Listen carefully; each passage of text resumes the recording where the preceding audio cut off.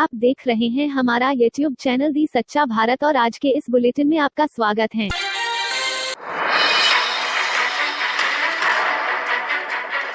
Corona से हालात बेकाबू होते जा रहे हैं। शहर के 8 शमशान घाटों में रोजाना औसतन 20 शव दाह संस्कार के लिए पहुंच रहे हैं। प्रशासन घर घर सर्वे और दवाइयों का किट पहुंचाने की बात कर रहा है, लेकिन प्रशासन के यह दावे कागजी साबित हो रहे हैं। गांवों में तो हालात इससे भी ज्यादा विकट हैं, जहां ग्रामीणों की सुध लेने वाला कोई नहीं है। मई माह में 17 मई तक कोरोना के 8,217 संक्रमित सामने आए, जिनमें से 129 की मौत हो गई। मई माह में औसतन 7 मौतें रोज हो रही हैं, जबकि अभी तक कोरोना से 380 मौतें हो चुकी हैं। चक्रवात तोकते तूफान के कारण डूंगरपुर जिले में रात भर तूफानी हवाओं के साथ मूसलाधार बारिश हुई, जिससे पुराने शहर की सड़कें दरिया की तरह बहने लगी। वहीं तेज अंधड़ के कारण रात से ही बिजली गुल हो गई, जो 12 घंटे से ज्यादा समय बाद भी बहाल नहीं हो पाई है, जिससे शहर सहित कई गांवों में रात भर अंधेरे में रहे।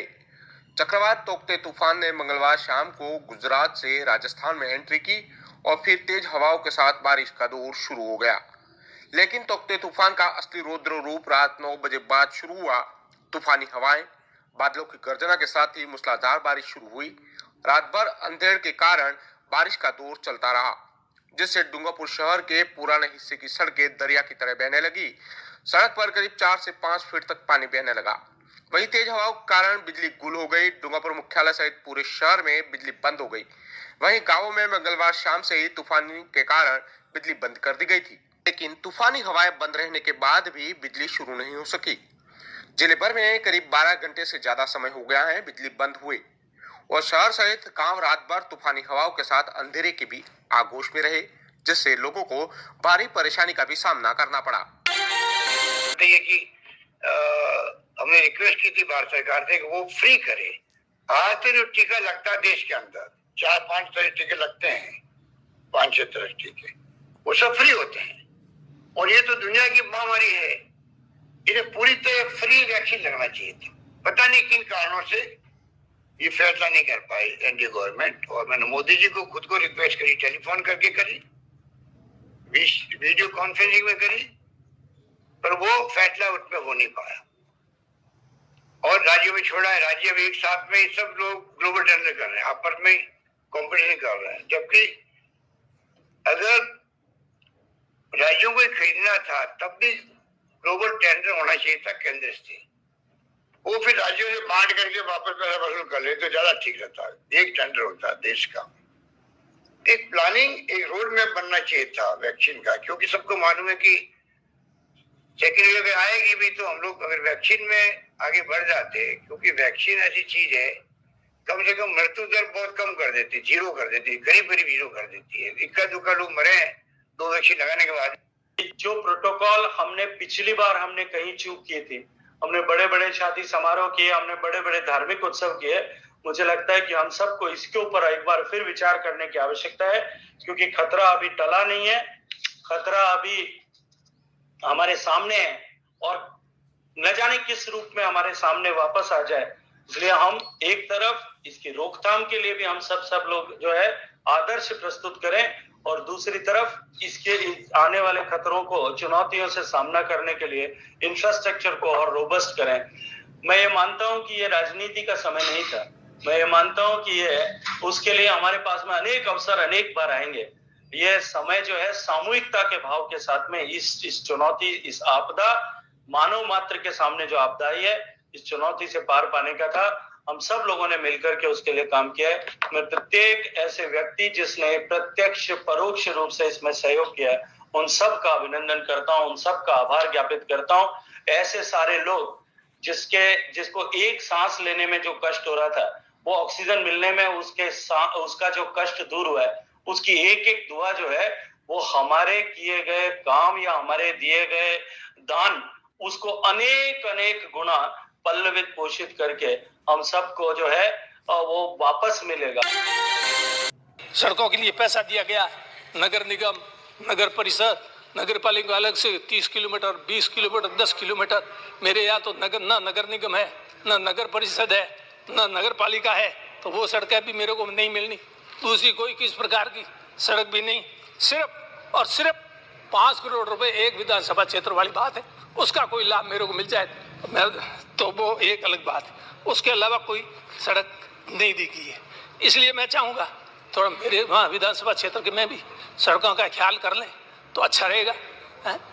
मेरे से कोई दुश्मनी है तो आप मुझे जो सजा दें मैं भुगतने के लिए तैयार। गुड़ामालन की जनता ने तो कोई दुश्मनी नहीं की, उनकी क्या गलती जो उनको आप ये सड़कों से वंचित रख रहे हो। मेरे विधानसभा क्षेत्र में एक्सीजन को बोरी बिस्तर एक दिन नहीं 1 घंटा में बांधना पड़े और बंधाए गए तो सभापति महोदय फिर मैं यहाँ क्या करूँ, मैं कहाँ जाऊँ, किससे कहूँ। ये विधानसभा है, इस विधानसभा में तो आज अपनी बात रखूँ कम से कम। मुझे पता है होना इसका कुछ नहीं है, मैं करता हूँ समाप्त। तो मैं तो आज ही बोला हूँ पहली बार है, आप नहीं बोलना तो मेरे कोई बात नहीं। अपना समय कटवा रहा है? नहीं आप नहीं बता दें, मुझे पता है मुझे नहीं बोलना दिया जाएगा, मुझे बहुत कुछ कहना था लेकिन आप नहीं बोल रहे। आपको बोलने देंगे पूरा ही आप बोल रहे हो। 20 मिनट इधर भी 20 है, आपका भी 20 है। रोज बोलते हैं, मैं तो पूरे सत्र में आज एक बार ही तो बोला। 20 मिनट का टाइम है सत्र में, आज ही एक बार 5 मिनट का टाइम है। बोलना है सभापति महोदय, नहीं बोलना बहुत है लेकिन बोलने नहीं दो, कोई बात नहीं, आवाज को मेरी दबा सकते हो, यहाँ नहीं बोलने दोगे लेकिन जब कभी भी जहाँ भी मौका मैं अपने, मुझे पता है इसका क्या खामियाजा मुझे भुगतना पड़ेगा, वो भी मुझे पता है, मैं भुगतने के लिए तैयार हूँ। मेरी ना मैंने कोई अपराध किया है। मान्य सदस्य आपका टाइम हो गया है। पूरे प्रदेश में राजस्थान पुलिस द्वारा लॉकडाउन की सख्ती से पालना कराई जा रही है। वहीं राजस्थान पुलिस द्वारा अब तक राजस्थान एपिडेमिक ऑर्डिनेंस के तहत 21,77,000 से अधिक लोगों के चालान काटे जा चुके हैं। आपको सभी को पता है कि किस तरह से लॉकडाउन की पालना कराने के लिए पुलिसकर्मी और पुलिस अधिकारी पूरे ग्राउंड पे मुस्तैदी से अपना काम कर रहे हैं।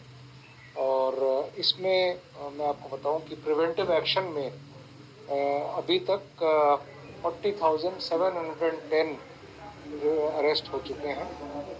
MV एक्ट के चालान 21,27,102। आज दड़ाऊ के पास में गौरव कतला गांव है, वहाँ पे नकाराम पुत्र श्री तेजाराम जाट उम्र 25 साल और उसकी सगी भांजी है, उसने तेजरी के पेड़ की फांसी का फंदा लगा के आत्महत्या करने का कारण क्या रहा? अभी तक प्रथम दृष्टया प्रेम प्रसंग का मामला सामने आ रहा है और आत्महत्या कारणों की विस्तृत जांच की जा रही है। मामला दर्ज हो गया है, PM हो चुका है। उसके पिताजी की तरफ से रिपोर्ट देने पर पोस्टमार्टम कराओगे साहब। भांजी कहाँ की निवासी थी? मुंगेरिया शिव थाने। बताया जा रहा है कि उसको एक दिन पहले वहाँ से अगवा करके लाया था। हाँ, कल ही वो वहाँ से मोटरसाइकिल से आए थे यहाँ गांव और घर नहीं जाकर के सीधे बाहर घर के पास में केंद्रीय का पेड़ पास। मामला किसने दर्ज करवाया? उसके पिताजी की तरफ से। और ऐसे ही नए अपडेट पाने के लिए द सच्चा भारत चैनल को सब्सक्राइब कीजिए। धन्यवाद।